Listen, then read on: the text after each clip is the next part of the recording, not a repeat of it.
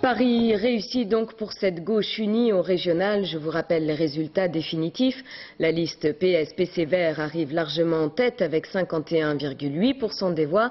Loin derrière, vous le voyez ici, l'UMP-UDF qui obtient 28,4%. Et enfin, troisième, le Front National qui confirme son ancrage dans la région avec 19,7%. Dans la nouvelle Assemblée régionale, on compte donc 18 élus communistes, 46 socialistes et apparentés et 9 verts du côté de la gauche, puis 24 sièges UMP-UDF et enfin 16 FN de l'autre côté de l'hémicycle.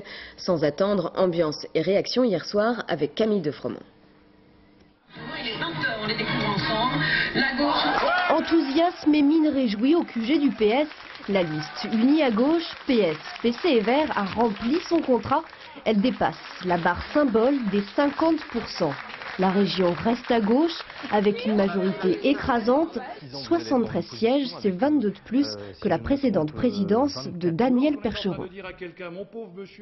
Je suis très heureux, puis j'ai le sentiment que les Français viennent de sauver leur protection sociale. Et je pense que vraiment ce soir est un beau jour, un beau soir pour mon pays, pour ma région. Coup dur à droite avec seulement 3 points de plus que dimanche dernier. La défaite est cinglante pour la liste d'union UMP-UDF.